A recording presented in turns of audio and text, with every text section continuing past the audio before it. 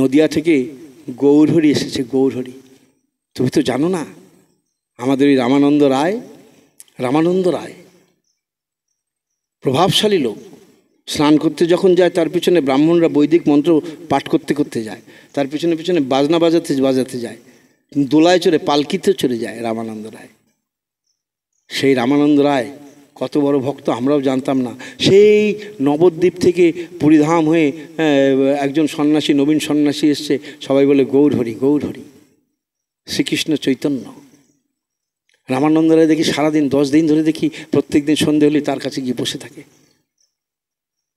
আমিও গিয়েছিলাম জানো, তার বদনের দিকে একবার তাকিয়ে আমি আর থাকতে পারিনি, তার চরণে আছাড় খেয়ে পড়েছি।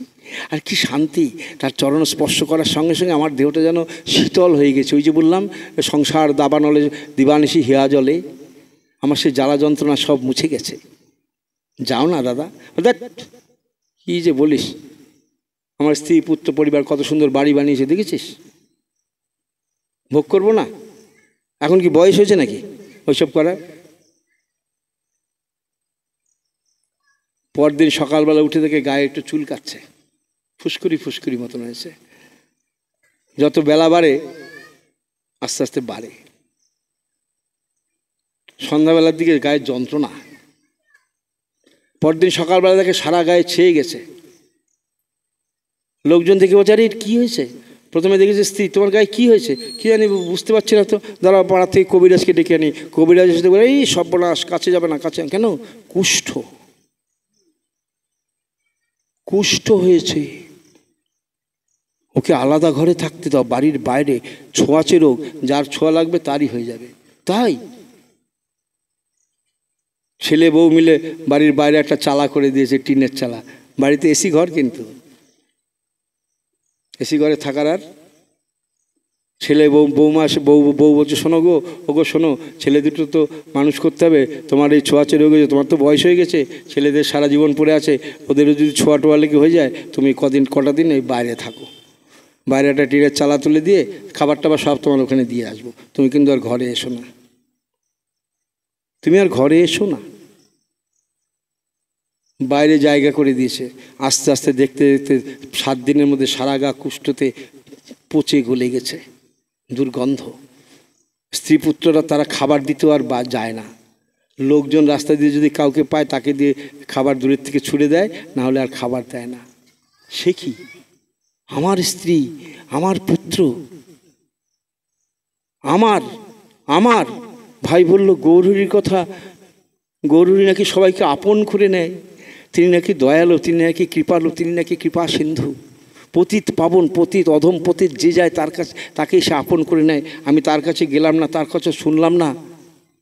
আমি আপন ভেবেছি কাকে? আপন ভেবেছি আমার স্ত্রী পুত্র পরিবারকে, স্ত্রী পুত্র পরিবারকে আপন ভেবেছি, কিন্তু আমার আত্মার যে মালিক পরমাত্মা তাকে আমি আপন ভাবিনি। আর তারা আমাকে বাড়ির বাইরে বের করে দিয়েছে। খাবার জন্য আমি অপেক্ষা করে থাকতে হয়, কখন দেয়।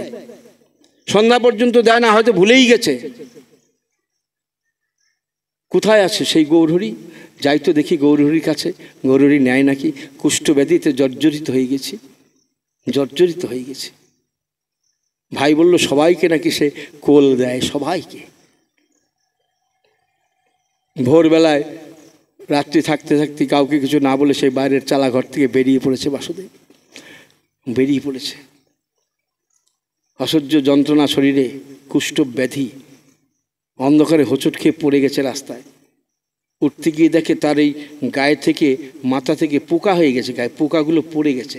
আবার তাদের তুলে নিয়ে সযত্নে বলছে আরে তোরা পড়ে গেছিস, দেখ এই তোদের জন্য আমি আজকে আমার আপন পর চিনতে পারলাম, তোদের জন্যে আমার আপনকে আর পরকে আমি চিনতে পারলাম।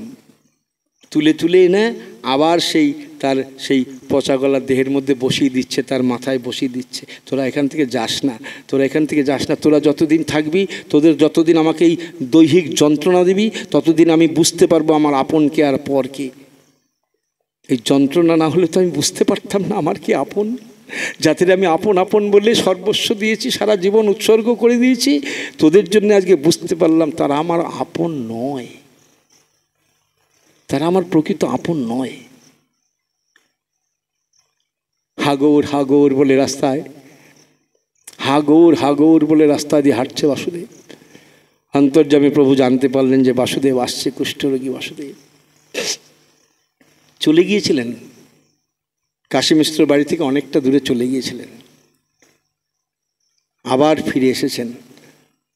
আবার ফিরে এসেছেন ভক্তকে কৃপা করার জন্যে, ভক্তকে কৃপা করার জন্য আবার ঘুরে এসেছেন গৌরহরি। ঘুরে এসে দেখছেন বাসুদেব দাঁড়িয়ে আছে একটি গাছের তলায়, আর এই কুষ্ঠরোগী তার গায়ের থেকে পোকাগুলো নিচে পড়ে যাচ্ছে, আর সেগুলোকে তুলে তুলে আবার বসিয়ে দিচ্ছে, আবার বসিয়ে দিচ্ছে। গৌরহরি এসে আলিঙ্গন করলেন, এবং আলিঙ্গন করার সাথে সাথে তার সমস্ত কুষ্ঠব্যাধি তো দূরে চলে গেলই, আর ভগবানের স্পর্শে, গৌরহরির স্পর্শে বাসুদেব উদ্ধার হয়ে গেল, উদ্ধার হয়ে গেল। আপন কি? তাহলে আপন কি? বলছেন যার জন্য মরো ভেবে সে কি তোমার সঙ্গে যাবে? কেউ যাবে না। একমাত্র আপন, গৌরহরি বললেন একমাত্র আপন কলিযুগে, কলিযুগে তোমার একমাত্র আপন হচ্ছে, খুব ভালোভাবে গৌরহরির কথা, একমাত্র তোমার আপন হচ্ছে কৃষ্ণ নাম। তোমার আপন সদা সর্বদা তুমি তাকে যদি সঙ্গে রাখতে পারো, হরের নাম হরের নাম হরের নামইব কেবলম। বৃহৎ নারদীয় পুরাণে মহামুনি নারদের কথা, একটা যাত্রার কথা নয়, মহামুনি নারদের উক্তি এটা। বৃহৎ নারদীয় পুরাণে মহামুনি নারদ বলছেন এই কলিযুগে, কলিযুগের জন্য বিধান দিয়েছেন তিনি। কলিযুগের বিধান কি? কলিযুগের বিধান হচ্ছে হরের নাম হরের নাম হরের নামইব কেবলম। কেবল একমাত্র হরিনাম হরিনাম হরিনাম হরিনাম ছাড়া কলৌ নাস্তেব্য নাস্তেব্য নাস্তেব্য গতির, অন্য কোনো গতি নাই, গতির অন্যথা অন্য কোনো গতি নাই, গতি নাই, গতি নাই। কেন না কলিকালে ওই যে প্রথমেই বলেছি আমি, 3 জায়গায় ভগবানের অবস্থান, নাম ব্রহ্ম। কলিকালে নাম রূপে কৃষ্ণ অবতার, যেই নাম সেই কৃষ্ণ ভজনিষ্ঠা করি, নামের সহিতে আছে আপন শ্রী হরি। কলিকালে নাম রূপে কৃষ্ণ অবতার, কৃষ্ণ নাম হরিনাম। আমরা আমাদের কি সেই নামের উপরে শ্রদ্ধা ভক্তি বিশ্বাস রুচি আছে? সনাতন গোস্বামীকে বললেন মহাপ্রভু স্বয়ং, তুমি ধর্ম ধর্ম করছো সনাতন গোস্বামী, তুমি মুসলমানের কাছ থেকে চলে এসছো আমার কাছে, কি জন্য এসছো? একটু ধার্মিক হওয়ার জন্যে, ধার্মিক হওয়ার জন্যে। ধর্ম